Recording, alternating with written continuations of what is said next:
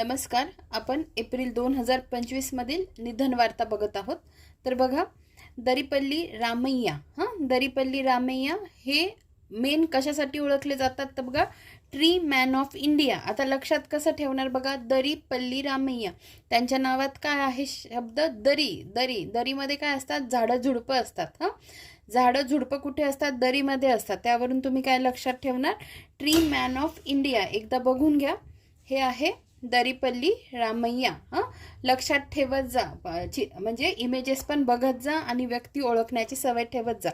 तर बघा, त्यांना ट्री मॅन ऑफ इंडिया म्हणतात. ते मूळचे तेलंगणातील आहेत.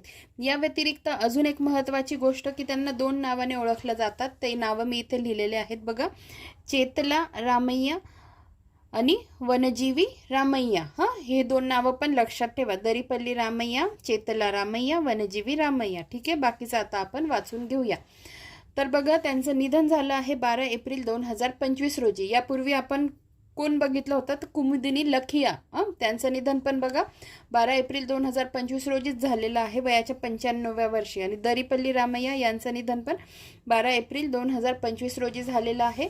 तेलंगणातील ते आहेत. त्यानंतर ट्री मॅन ऑफ इंडिया म्हणून ओळख आहे त्यांची. सामाजिक वनीकरण उपक्रमासाठी ओळख, त्यांनी 1 कोटीहून अधिक झाडे लावली. 1995 मध्ये त्यांना सेवा पुरस्कार मिळाला आहे. 2005 मध्ये वनमित्र पुरस्कार, 2015 मध्ये राष्ट्रीय नवकल्पना पुरस्कार आणि 2017 मध्ये त्यांना पद्मश्री प्राप्त आहे. Daripalli Ramaiah tree man of India म्हणून त्यांची ओळख आहे, तेलंगणातील आहे. आणि त्यांची इतर 2 नावं चेतला रामय्या किंवा वनजीवी रामय्या म्हणूनही ते ओळखले जातात. तर ह्या गोष्टी लक्षात ठेवा. धन्यवाद.